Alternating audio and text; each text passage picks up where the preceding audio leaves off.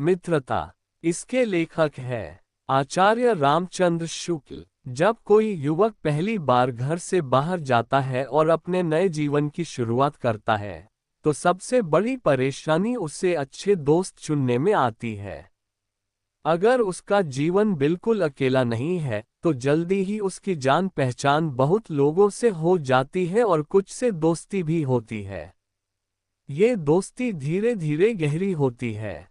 लेकिन अच्छे दोस्त चुनना बहुत जरूरी है, क्योंकि दोस्तों की संगति हमारे व्यवहार और जीवन पर गहरा असर डालती है। जब लड़के समाज में कदम रखते हैं, उनका मन बहुत कोमल और सीखने के लिए तैयार होता है। इस उम्र में वे बिल्कुल कच्ची मिट्टी की तरह होते हैं, जैसा साथ मिलता है वैसे ही ढल जाते हैं।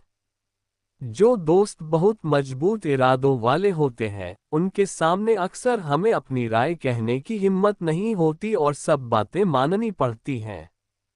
वहीं अगर कोई दोस्त हमेशा हमारी बात मानता है और कभी टोकता नहीं है, तो वह भी हमारे लिए अच्छा नहीं है, क्योंकि उससे न तो हमें सुधारने का मौका मिलता है, न कोई सहारा मिलता है। युवाओं को आमतौर पर इन बातों का ध्यान नहीं रहता, वे बिना सोच विचार के दोस्त बना लेते हैं। जैसे घोड़ा खरीदते वक्त तो उसके गुण दोष ध्यान से देखते हैं, मगर दोस्त चुनते वक्त अक्सर उसकी आदतें और पुराने व्यवहार पर ध्यान नहीं देते। बस अगर कोई हंसमुख, अच्छे से बातचीत करने वाला या थोड़ा होशियार लगता है, तुरंत उसे अपना दोस्त बना लेते हैं। असल में दोस्ती का मकसद ये होना चाहिए कि दोस्त अच्छे विचारों और कामों में हमें मजबूती दें, गलतियों से बचाएं, और जब हम गलत रास्ते पर हों तो हमें सचेत करें। सच्चा दोस्त हमारे लिए खजाने जैसा होता है, जो हमारी भलाई में हर समय मदद करता है। सच्चे दोस्त हमें अच्छे जीवन जीने में हर तरीके से मदद करते हैं। सच्ची दोस्ती में अच्छे वैद्य जैसी समझ, अच्छी माँ जैसा धैर्य और कोमलता होती है। इसलिए हर व्यक्ति को ऐसी सच्ची और अच्छी मित्रता की कोशिश करनी चाहिए। छात्रावास में दोस्ती करने का बहुत उत्साह रहता है। उस उम्र में दोस्ती दिल से होती है। बचपन की दोस्ती में अलग ही आनंद और भावनाएं होती हैं, मीठा लगाव, जल्दी नाराज होना, जल्दी मान जाना, आपस में गहरा विश्वास और कई बार हल्की फुल्की ईर्ष्या भी। जीवन बहुत आनंदमय और भविष्य सुनहरे सपनों से भरा लगता है। दोस्ती की वजह से दिल से कई तरह की भावनाएं निकलती हैं। सहपाठी की मित्रता में भी कितनी गहरी भावनाएं छिपी रहती हैं। पर जैसे जैसे हम बड़े होते हैं, हमारी दोस्ती बाल्यावस्था की दोस्ती से ज्यादा गंभीर और मजबूत होती है। बहुत से लोग अपने मन में आदर्श दोस्त की कल्पना करते हैं, लेकिन असल में जीवन में केवल सुंदरता, चाल ढाल या स्वभाव देखकर दोस्ती करना काफी नहीं होता। सही मायने में वही दोस्त होता है जो जीवन के संघर्ष में हमारे साथ खड़ा रहे। मित्र वह है जिसमें हम पूरा विश्वास कर सकें, जिससे हम स्नेह करें और जो हमारी हर खुशी और मुश्किल में हमारे साथ रहे। सच्ची दोस्ती में सहानुभूति हो, एक दूसरे की तकलीफ और लाभ को भी अपना समझना चाहिए। दोस्ती के लिए यह जरूरी नहीं कि दोनों की रुचियां या काम एक जैसे हों। दोस्त बनने के लिए यह जरूरी नहीं कि दोनों एक जैसा काम करें या दोनों की पसंद नापसंद एक जैसी हो। स्वभाव और व्यवहार में भी एक जैसा होना जरूरी नहीं है। अलग अलग स्वभाव वाले लोगों में भी अच्छी दोस्ती हो सकती है। जैसे राम बहुत शांत और गंभीर थे, जबकि लक्ष्मण जल्दी गुस्सा करने वाले और तेज स्वभाव के थे, लेकिन उनमें बहुत गहरा प्रेम था। कर्ण बहुत उदार थे और दुर्योधन लोभी, फिर भी उनकी दोस्ती खूब निभी। इसका मतलब यह नहीं कि केवल एक जैसे स्वभाव वाले लोग ही अच्छे दोस्त बन सकते हैं। अक्सर लोग ऐसे लोगों की ओर आकर्षित होते हैं जिनमें वे गुण होते हैं जो उनके अंदर नहीं हैं। सोचने वाले व्यक्ति को खुशमिजाज दोस्त अच्छा लगता है, कमजोर व्यक्ति को ताकतवर, शांत व्यक्ति को जोश वाला साथी पसंद आता है। जैसे चंद्रगुप्त को चाणक्य की सलाह चाहिए थी, अकबर अपने मन बहलाने के लिए बीरबल के पास जाता था। मित्र का कर्तव्य ये होता है कि वह अपने मित्र की बड़ी और महत्वपूर्ण मेहनत में उसकी मदद करे, उसका हौसला बढ़ाए और ऐसा साहस दे कि वह अपने सामर्थ्य से भी बड़ा काम कर सके। ऐसा मित्र वही होता है जो मजबूत दिल वाला और सच्चे संकल्प वाला हो। हमें ऐसे दोस्तों की तलाश करनी चाहिए जिनमें हमसे ज्यादा ताकत और आत्मबल हो।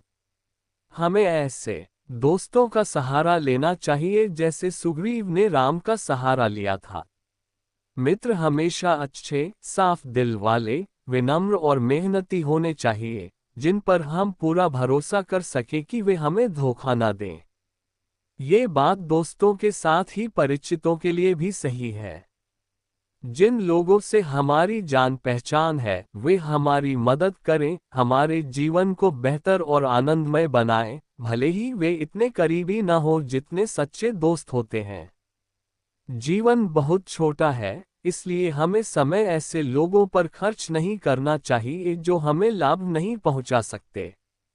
अगर हमारे जान पहचान के लोग हमें बुद्धिमानी की बातें नहीं समझा पाते, हंसी मजाक में सही समय पर साथ नहीं देते, अच्छी बातें नहीं बताते, हमें प्रोत्साहित और सहारा नहीं देते, हमारे सुख दुख में साथ नहीं देते और हमें हमारी जिम्मेदारियों की याद नहीं दिलाते, तो ऐसे लोगों से हमें दूर रहना चाहिए। जीवन में हमें अपने आसपास ऐसे जड़ मूर्तियां नहीं रखना है जो केवल दिखावा हो और जिनसे हमें कोई अच्छा परिणाम न मिले। आजकल जान पहचान बढ़ाना आसान हो गया है। कई युवा ऐसे हैं जो थिएटर देखने जाएंगे, पार्टी में जाएंगे, घूमने फिरने जाएंगे, लेकिन अगर वे हमसे कोई लाभ नहीं पहुंचाते तो उनसे दोस्ती करने का कोई फायदा नहीं। अगर उनसे नुकसान भी होता है तो उसका नुकसान बहुत बड़ा होगा। सोचो, अगर हमारे आसपास ऐसे मनचले युवक हों जो गली गली में दूसरों की बुराइयां करते हैं, अमीरों की हरकतों की नकल करते हैं, सिगरेट पीते हुए गलियों में चलते हैं, तो उनसे ज्यादा खतरनाक और भी कोई जीवन नहीं हो सकता। ऐसे लोगों के लिए जीवन की सुंदर और अच्छी बातों का कोई मतलब नहीं होता। उनके लिए कवि, महानात्मा या वीर पुरुषों की कथाएं कोई आनंद नहीं होती। वे फूलों की सुंदरता, झरनों की मधुर ध्वनि और समुद्र के रहस्यों का अनुभव नहीं कर पाते। उनके भाग्य में सच्चे प्रयास, पुरुषार्थ, प्रेम और शांति का सुख नहीं होता। जिन लोगों की आत्मा केवल भौतिक इच्छाओं में लगी हो और जिनका हृदय बुराइयों और नीच विचारों से भरा हो, वे धीरे धीरे अंधकार की ओर गिरते हैं। ऐसे लोगों को देखकर किसी का भी दिल दुखता है। इसलिए हमें ऐसे लोगों से दूर रहना चाहिए। मकदूनिया के राजा डेमेट्रियस कभी कभी अपने सारे काम छोड़कर अपने 10-5 साथियों के साथ गलत बातों में लग जाते थे। एक बार उन्होंने बीमार होने का बहाना बना रखा था और उसी तरह समय बिता रहे थे। उनके पिता उनसे मिलने आए और उन्होंने एक हंसमुख युवक को कमरे से बाहर निकलते देखा। जब पिता अंदर गए तो डेमेट्रियस ने कहा कि अब उनकी तबीयत ठीक है, लेकिन पिता ने जवाब दिया कि ठीक है, मुझे वह युवक दरवाजे पर मिला था, मतलब डेमेट्रियस झूठ बोल रहा था। बुरी संगति सबसे भयानक बीमारी के समान होती है। ये सिर्फ अच्छे संस्कार और नीति को ही नहीं नष्ट करती, बल्कि बुद्धि और विवेक को भी कमजोर कर देती है। अगर किसी युवक की संगति खराब हो जाए तो वह ऐसे चक्की की पटरियों के बीच फंसा हो, जो उसे धीरे धीरे पतन की ओर खींचती है। दूसरी ओर अच्छी संगति एक सहारा देने वाली बाहु की तरह होती है, जो उसे लगातार ऊपर उठाती रहती है। इंग्लैंड के एक विद्वान को नौजवानों में राज दरबारों में जगह नहीं मिली। वह इसे अपना दुर्भाग्य नहीं मानता था, क्योंकि वह जानता था कि वे लोग जहां वह होता, उनकी संगति उसकी आध्यात्मिक उन्नति में रुकावट डाल सकते थे। कई लोग कुछ ही समय में ही ऐसी बुरी संगति में आ जाते हैं कि उनकी बुद्धि खराब होने लगती है, क्योंकि वे गलत बातें सुनते हैं जिनका उनका मन न हो। ऐसी बुरी बातें हमारे मन पर लंबे समय तक असर छोड़ती हैं। सभी लोग जानते हैं कि भद्दे और फूहड़ गीत जल्दी ध्यान में आ जाते हैं, जबकि कोई सारगर्भित और गंभीर बात उतनी जल्दी नहीं टिकती। एक मित्र ने बताया कि बचपन में वह एक बुरी कहावत सुन चुका था, जिसे भूलना चाहता था, पर वह बार बार उसके दिल में आती रहती थी। इसलिए सावधान रहना चाहिए और ऐसे लोगों को दोस्त न बनाना चाहिए जो अश्लील, अपवित्र और गंदी बातें करके आपको हंसाने की कोशिश करते हैं।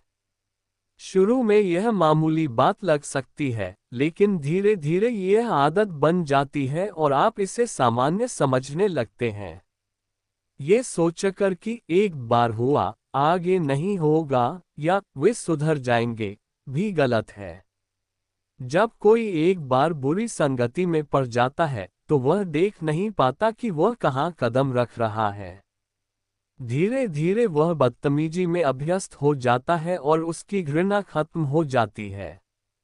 वह सोचता है कि गुस्सा करना क्यों, आखिर बात तो ऐसी ही है। उसका विवेक कमजोर हो जाता है और वह भले बुरे का फर्क समझना बंद कर देता है। अंततः वह भी बुरी आदतों का भक्त बन जाता है। इसलिए दिल को साफ और पवित्र रखने का सबसे अच्छा तरीका है बुरी संगति से पूरी तरह दूर रहना। पुरानी कहावत है, काजल की कोठरी में भले ही कोई कितना भी समझदार क्यों न हो, एक छोटी सी लकीर काजल की लग ही जाती है।